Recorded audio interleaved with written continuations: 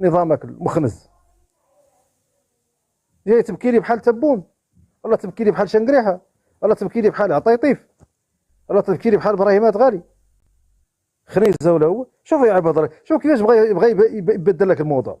انا قلت له 50 عام في مخيمات المذله والمهانه، انتم هنتوهم. واش يا عباد الله ما قديتوا كاع تبد، ما عندكم امكانيات تغيروا واقع المخيم من خيمه الى دار، من خيمه الى كونتونير، غير كونتونير، غير جوج كونتونيرات فيهم كليماتيزي، واحد البيت نعاس، واحد كوزينه، حاد مخلينهم في المخيمات من العجاج ومن سين السعد في الخيام. 50 عام في الخيام، وجاي بغى يبدل لي الموضوع. قال لك اسيدي محاصر. انا صرت تكلمتك عن الحصار ولا ما الحصار، راه عنكم ماكم شواكر، جيت تبكي عليا هون.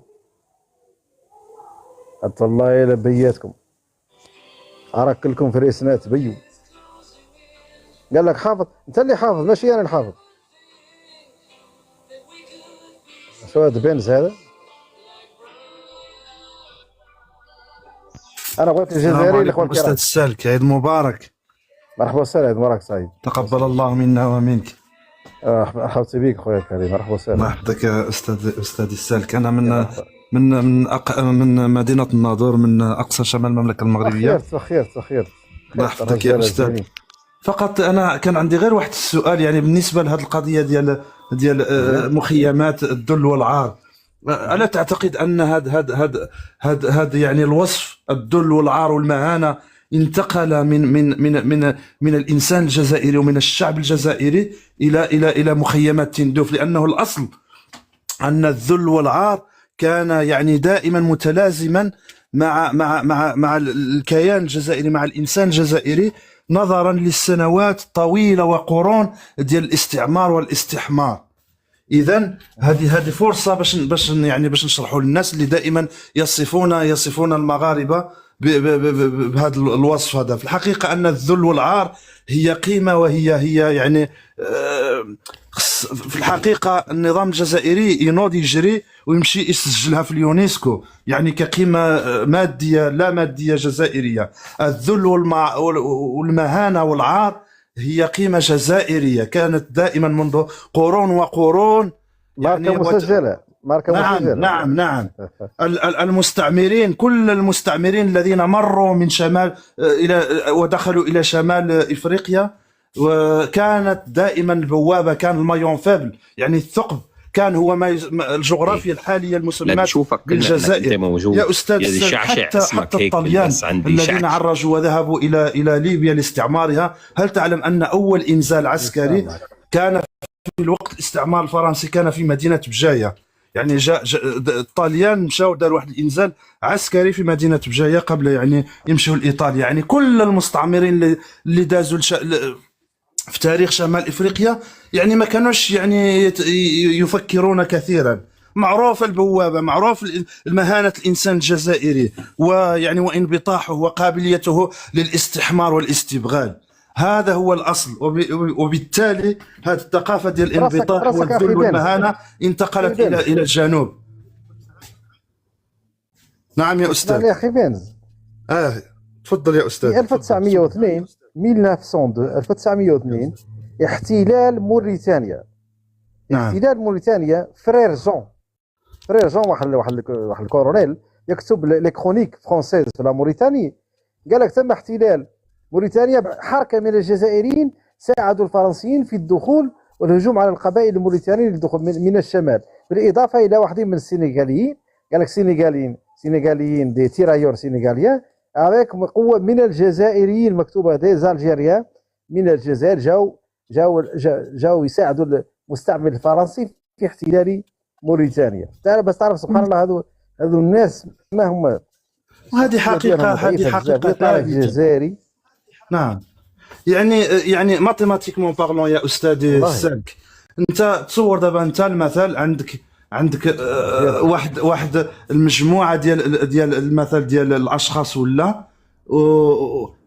هذه في اطار يعني ما يسمى ان بلاد الشهداء، ما يصطلح عليه ان الجزائر بلاد الشهداء. اذا سلمنا ان عدد الشهداء 1.5 مليون، ومعلوم ان الحركه كان يعني بلغ يعني عددهم زاد عن 7 ملايين يعني في وقت الاستعمار الفرنسي. اذا رياضيا يعني ماتيماتيكمون بارلون الاجدر ان تسمى الجزائر بلاد الحركه. انت عندك 7 المليون، 7 المليون معروف انها اكبر قطعا من مليون ونصف، يعني اذا سلمنا انها مليون ونصف. اذا انتم بلد الحركه، بلد الخونه والانبطاح. وحتى يا استاذي يعني كلمه اخيره بالنسبه دائما يقولوا لك اليوتي، الجنرال ليوتي. الجزائر كثير من الجزائريين لا يعلمون ان اوبر ليوتي دخل اول ما يعني وطأت قدماه شمال افريقيا كانت دخل الجزائر، الجزائر. صحيح. ودخل الى الجزائر برتبه والله. كولونيل عقيد، وفي اقل من 6 سنوات كرمته فرنسا واعطته رتبه الجنرال. والسؤال لماذا يعني داز من رتبه كولونيل الى رتبه جنرال؟ الجواب بسيط، لانه حقق نتائج عسكريه باهره في الجزائر لسهوله الشعب الجزائري وانبطاحه. اخي بنز، نعم. اخي بنز، لنفترض جدلا بما انك قلت لي ماتيماتيكمون نعم. ان مليون ونصف شهيد في حرب التحرير 54 62، يعني 54 62 8 سنوات. نعم. مليون ونصف يقسموا على 8 سنوات، تعرف شحال تعطيك تقريبا واحد 500 600 انسان يوميا، معدل ديال ما بين 500 600. 513 انسان يوميا. هل هذا يعقل؟ هذه اباده. اذا نحن نتحدث عن اباده يعني غير معقوله. اين هي قبورهم؟ اين هي قبورهم؟ صحيح. 513 يوميا يا صاحبي، كل نهار 300 بدون انقطاع، 24 في 24 7 sur 7 ولا شو يقولوا لها، من 54 الى 62 يوميا 500 500 500. واه، المرأة الجزائرية كيفاش هاد الولادات الجزائرية هذوك؟ هل كانت مليون ونصف جندي؟ والله يا استاذي السال، نعم يا استاذي، هذه غريبه. شوف والله ما وقع في الخمسينات ويصطلح عليه يعني الثوره الجزائريه، والله قد تكرر في التسعينات فيما يسمى بالعشريه السوداء. قال لك جاهد احمد، قال لك السردين هذا، والله الا السردين هذا صح. السردين. لا يوجد لا حرب ولا ثوره ولا هم يحزنون. كانت هناك حرب اهليه كان يقتتل فيها يعني الحركه اللي كان عندهم اسلحه يعني فرنسيه، يعني كانوا يقاتلون من اجل بقاء المستعمر الفرنسي ضد بعض الاهالي، يعني بعض الاهالي وسكان الجبال. هذا فقط ما حدث في الجزائر. فرنسا كانت متفرجه، كانت يعني متاحفها من اجل استقبال الجماجم. هذا هو كان دور فرنسا. اخي بنز، معناك تؤكد ان العشريه السوداء ما هي الا تكرار العشريه السوداء. نعم، هي تكرار لحرب التحرير، ما تسمى هذا ما وقع في التسعينات هي العشريه السوداء الثانيه، لان الاولى وقعت هي كانت في الخمسينات. أوكي. الحركه مقابل بعض الاهالي كانوا يقتتلون بينهم. نقطه الى السطر. لا يوجد ثوره، والا نتحداهم يعطونا يعني شهيد او قائد من الكولونيلات ديال الثوره اللي قتلتهم فرنسا. كلهم قتلوا بينهم، كلهم شي قتل اباده. كانت عباره عن اباده صافي. هذا الشيء اللي وقع. ما كاين لا ثوره ولا هم يحزنون. شكرا يا استاذ، حفظك الله فيك، الله يجازيك. شكرا. عيدك مبارك سعيد. السلام عليكم. سلامة يا اخي. الله خير. مرحبا وسهلا. شكرا. عندك يا سيدي. شكون ثاني باغي يطلع؟ طونا جزائريين الشواكر يطيركم لكم يا جزائريين الشواكر. سفيان جيرماني. انا بغيت جزائري اخويا الكرام، بغيت جزائري يكون شيكور. اي جزائري شكور يطلع بالعقل وناقش معايا لماذا بعتم قضيه الصحراء الغربيه، بعتوا للبوليساريو. طلعني خويا، انت اذا كنت جزائري نطلعك. انا المغاربه انا ما عندي معهم مشكله، والبوليساريو كاع نيت الحاجه يدير لها ما عندي كاع معهم مشكله. النقاش لا مع انقاس. سفيان اللي بغى يطلع جيرماني. تفضل سفيان.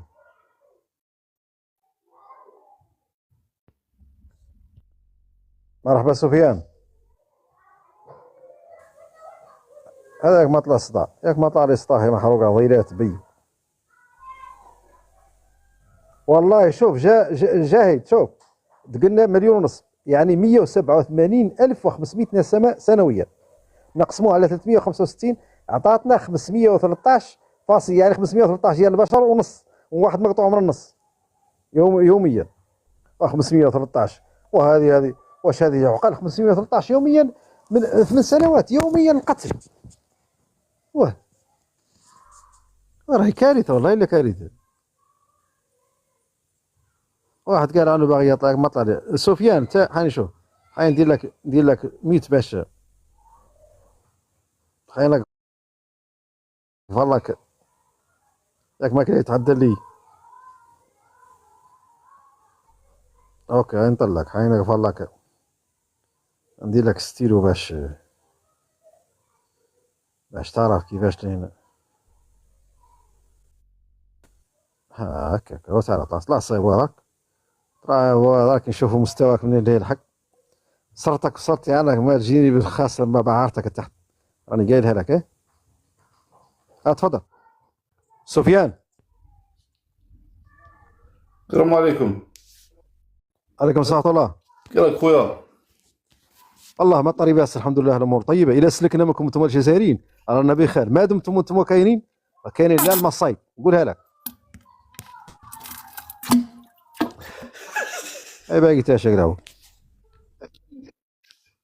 هذا حساس اللي يعطيك الفضام. شفت ما دمتم انتم حساس. غادي ندخل عليكم. يا ربي يعطيك صار. اركب اركب يا حرق بالاسناد. اركب يا كما غير تاخر